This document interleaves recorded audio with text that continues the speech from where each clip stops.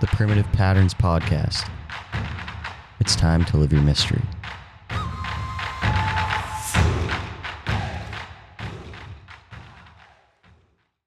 All right, welcome back to the Primitive Patterns Podcast. Today's episode is going to be all about building resilience, but before we get into it, boys, how are we doing? Feeling like $1 million. Feeling good, man. As you know, 27th birthday today, joining the 27 Club. And hopefully not. But yeah, that's a retarded thing to say. I guess we're not joining it, but depends on how you look at it.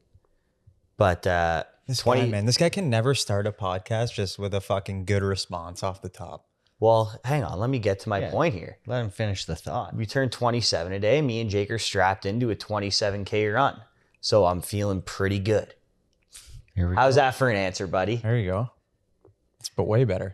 How are you feeling? I feel fucking electric. All right, good. Every day. All right, well, it's kind of fitting that today's episode is all about building resilience, and we did something today that was quite challenging, and it was actually a lot easier than we thought it was going to be. Felt good. This is our second annual run your age in kilometers on your birthday, and last year it fucking completely mangled us. So today was good, but Luker once again kind of themed the creative mind of the whole fucking project here, came up with the idea of building the topic of building resilience. So if you want to, did you have anything to start off the podcast, a thought that you maybe wanted to kick it off with?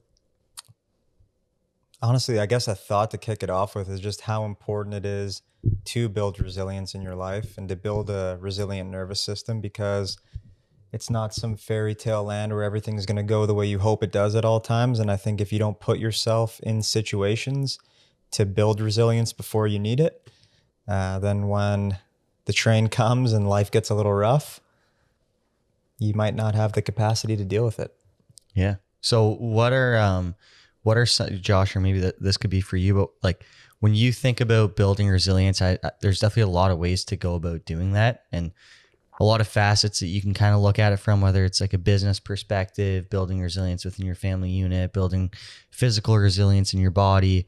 And maybe we'll start with that one. But what are some ways from a mind body perspective that you find helpful in building resilience? Yeah. I don't know. I mean, I think it probably sounds cliche, like you hear it all the time. And so I don't want it to sound cliche, but I also think it is very true, is you just have to put yourself in situations that aren't maybe the most comfortable, because that's how you're going to adapt. It's like if you go through a workout and it's just like you're going through the motions and it's easy, you're not going to get much stronger. And I think the same thing goes for whether it's in the gym, whether it's having the discipline to do things day in, day out that you need to, whether it's as simple as make your bed or get yourself to actually commit to a meditation practice. Luker's done that, so I'm sure he could speak on how that's helped him build resilience in ways. But as cliche as it sounds, it really is just doing things that, even though you may not want to do them all the time, and they may be a little bit uncomfortable, that in the long run, it's probably going to benefit you in terms of just becoming stronger in mind and body. So cliche answer, but that's what I got for you. Yeah, but I think the two things you touched on there, which is one, doing something physically challenging is a great way to build resilience, but then also doing the little things every single day that some days they feel easy and some days they feel hard. But for example, at the end of the day, just making sure that you set a standard, that you're cooking yourself a healthy meal at the end of every single day. And that's just a non-negotiable. So you kind of build your daily schedule around making sure that you have that high protein, very healthy meal at the end of the day, and just sticking to that. Because one, sticking to, even though it kind of seems like a bit of a small task, to some people it may feel large, but sticking to that every single day is going to give you just that feeling of building resilience by sticking to something. But then also, because it's a healthy habit, it's going to allow you to feel more energy the next day, maybe have a better sleep at night, which is all downstream going to lead to building resilience or just moving through life feeling more resilient. Yeah. I also think too, a big thing that I see on social media all the time is people healing their nervous system, or they're working to whatever, A, B, or C. What am I trying to get to here? There's just so many people that are looking to feel better without taking right action and having right intention behind that action.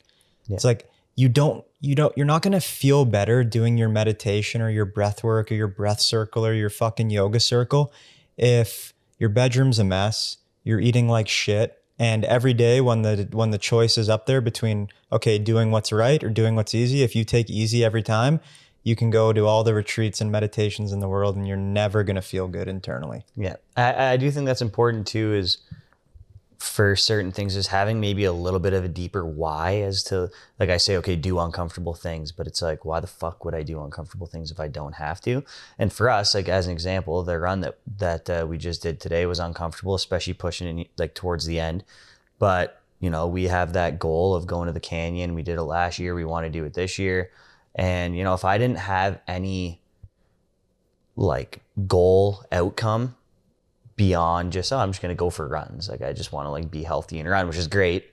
And not to say I wouldn't run, but would I be trying to run 27 kilometers on my 27th birthday? Maybe not. So I think maybe trying to understand like what that deeper why is for you.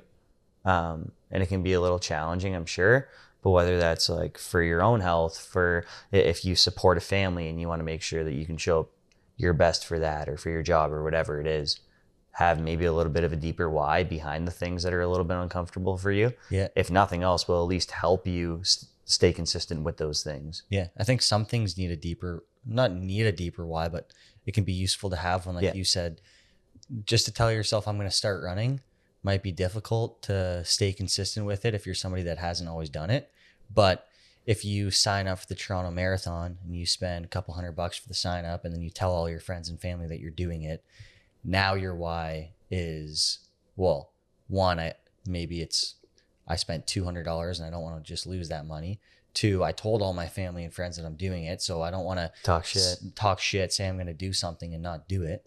But then I think there's also like things where you don't need a deeper why, and the why can just be because it's what you should do.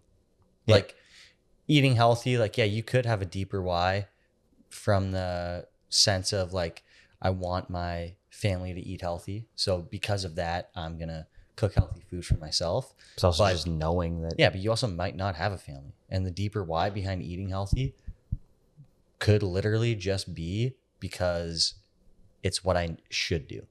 Oh, yeah. And I don't think I need a deeper why. Or like, I need to get to bed on time because that's going to help me feel build resilience and make me feel more resilient. And I'm not going to do it because I want my sleep score on my Whoop to be through the roof. I'm going to do it because it's just something I should do. There's also a question of what does resilience actually look like, right? I think we've maybe touched on this on the podcast before, but somebody that feels the need to, like, they're so obsessive with their health, like, you know, they're so obsessive with what they eat and they need to get the 8 hours of sleep and they need to get their workout in and all that, like, surface level, you may look at that person and be like, oh, they're so healthy, or they're so like quote unquote resilient.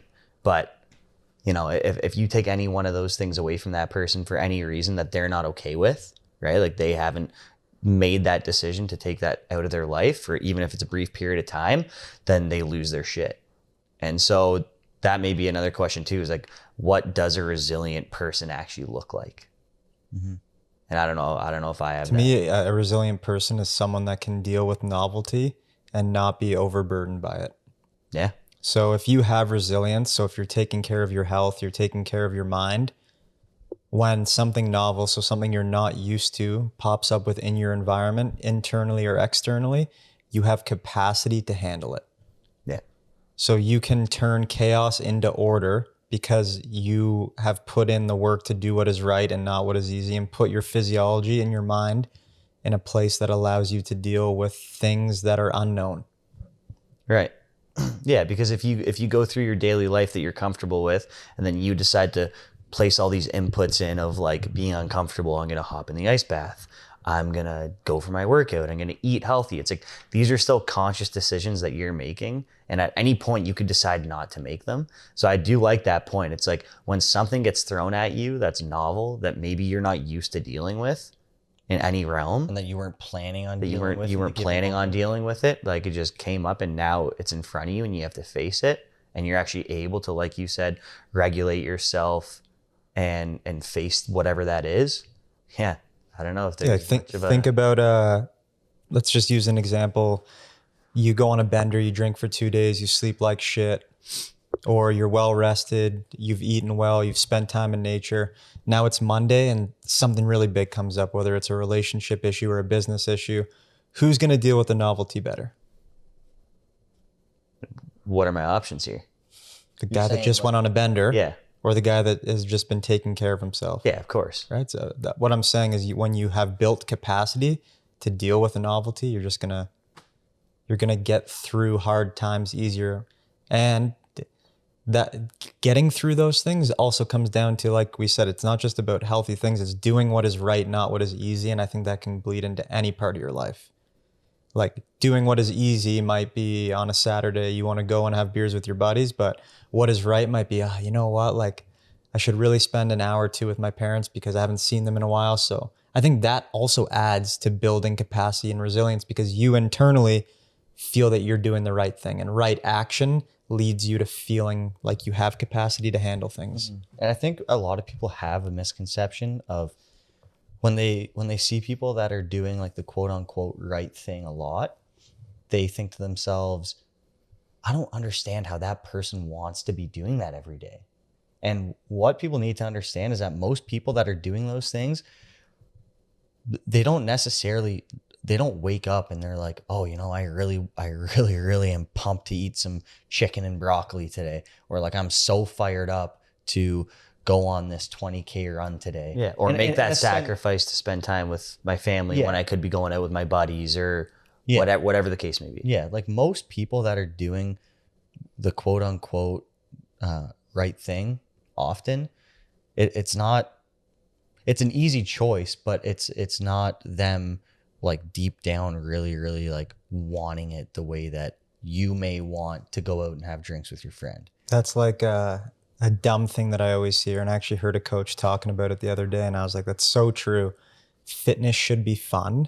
It's like, there is nothing fun about being out of shape and getting yourself into shape. No. Now, what's fun is when you're in shape and you want to go and learn Brazilian Jiu-Jitsu, or you want to run the Grand Canyon, or you want to go on a paddleboard. But there's nothing fun about getting to that place for a lot of people. No, you had your fun when you were stuffing your face with whatever you wanted, drinking every weekend and partying and not putting your body and mind first. And you did that for however long. And now it's like, okay, well, now it's time to pay the piper. Like this whole like, oh, I'm out of shape and I need to get into it, but I need to find things that like fulfill me and bring me joy, or else it's not going to be fun for me. Like, or it's not going to be lasting. exactly. It's like, what's going to be lasting is making the sacrifices day in, day out. And like we said, being uncomfortable for at least a little bit of time, probably a little longer.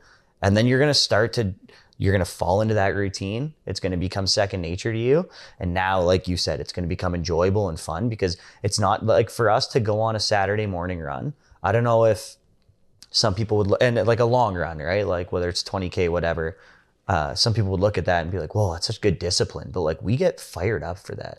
Yeah, but you Now, have to earn 3 it. years ago, we would be like, oh my fucking God, are you kidding me? And there's still a part of me that when my alarm goes off at 5 a.m. on a Saturday, knowing I have to go outside Yeah. to run, I'm like, I don't really want to do this right now. Yeah. But then once it's done, you're feeling great. And the fun and the joy of being in shape, it doesn't like, I personally enjoy lifting weights. Like when I'm in the gym, like I do look forward to my workouts every day, but the fun and the joy comes from what you're able to do with your body now that you are in good shape. And I And think just how you that, feel after. yeah, how you feel after. But I also think that goes above and beyond when, especially as you start to get a little bit older.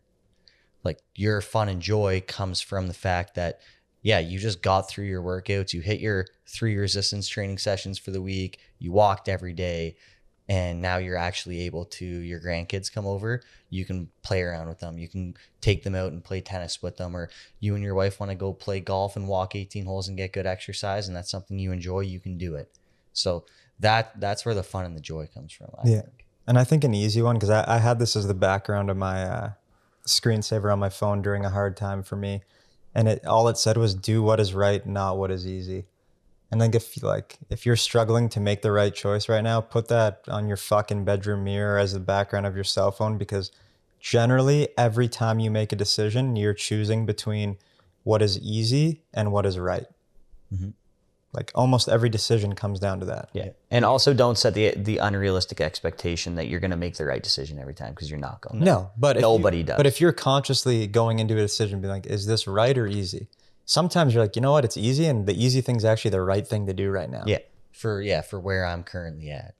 No, I'm just saying. No, even in general, like it's fucking Saturday night. You've had a crazy good week. You want to crush a bowl of pasta and just mindlessly watch YouTube. That's what I mean. That's easy, and in that moment, it's probably the right thing to do. That's what I mean. Yeah. But 9 out of 10 choices, doing what is right is the choice to make. Yeah. For sure. And if, like you said, if you can just have a reminder of that to at least enhance the chances of you making that right decision, to just keep that in like the forefront of your mind. Yeah. And then the more you do it, like anything in life, it just gets easier and easier. Yeah. And I think a big thing that we've been touching on here too is when it comes to being, and now we're in the health and fitness industry, so of course we're going to relate it back to this, but when it comes to being resilient, is putting your body in a place to be able to be resilient, doing the right things in terms of movement and nutrition, which is body and mind. But I mean, I can't say that I'll ever like look at somebody that is, and you don't have to be in crazy good shape, but if you are out of shape, like visually, I can just look at you and just know that you are out of shape.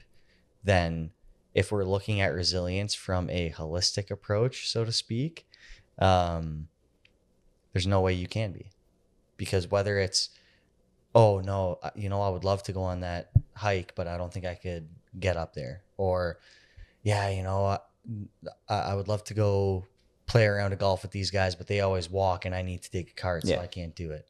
Or my grandkids want to go do this, but I'm unable to. Yeah. Right. Here's the other thing I want to put out there to people that I think is super important is breath work, meditation, a lot of ice bath, sauna, a lot of these things that are like very trendy on social media right now.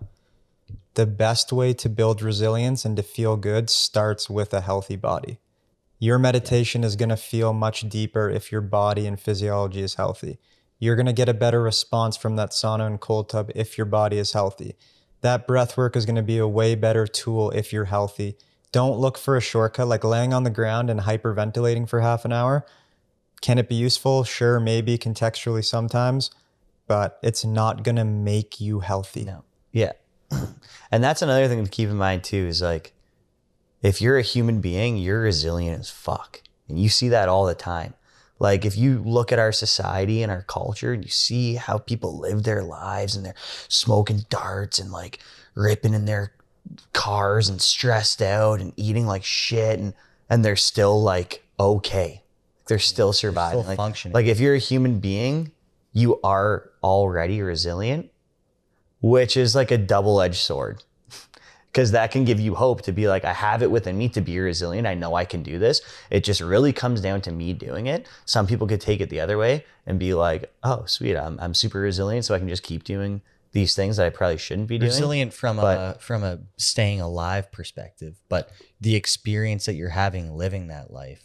If you're that person that's smoking a pack of darts a day, getting Timmy's drive-through for breakfast, Don's drive-through for lunch, stress the fuck out about your job, having drinks every single weekend, maybe multiple nights.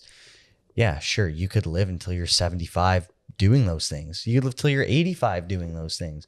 But the relationships that you have in your life, the quality of your life, the things that you're going to be able to experience are, sure, yeah, you might live that long, but it's going to be a pretty shameful existence. I just think the conversation of resilience, what it is, how to achieve it, am I already resilient? It's like a complex, like you can look at that from a lot of different angles. Yeah. So that's why the question of like, how do I become more resilient, or what is resilience, is really kind of a tricky one to like answer or you know what I mean? Because you can attack that from so many different I'll say angles. one thing though, from a nervous system perspective, cut some of the foo-foo bullshit out of your life. If you want a resilient nervous system, you have to push edges and you have to do hard things.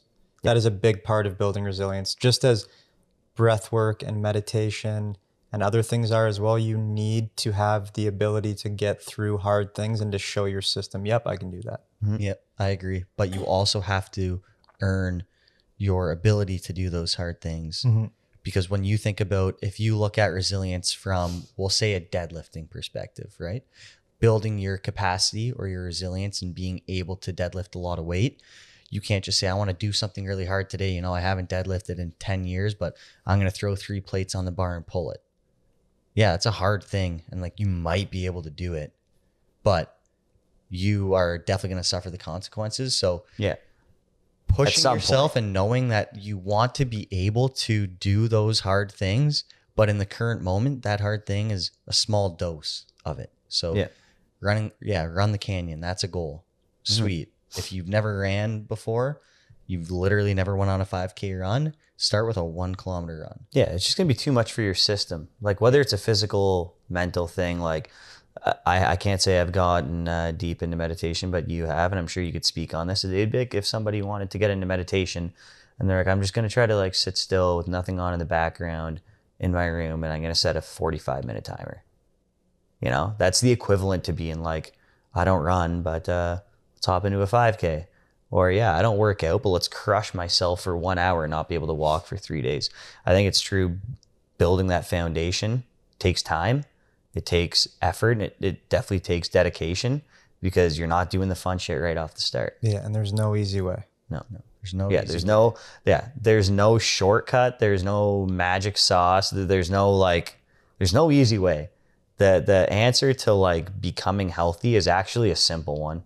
Consistency over time. That's it. Just be consistency consistent. over time, make the right choices on a daily basis, follow that, you know, even the 80-20 rule there, make the right choice 80% of the time. And then the other 20%, fuck it, you know? Yeah. Do what's easy, but To a certain extent. To a I think certain that can get extent. taken way too far. Too. Yeah, the to a- whole to a certain 80-20 thing. extent. It's like if But- 20% of the time you're fucking just going nuts and smashing beers and railing below, like, no. No. But I mean, I'm sure if people have listened to this podcast in its entirety up to this point, they would understand that that's not what I'm telling them to do, is go rip, blow, and crimp. We'll leave it at that. Good episode, boys. We'll see you guys on the next one. Good way to close it. The Primitive Patterns Podcast. It's time to live your mystery.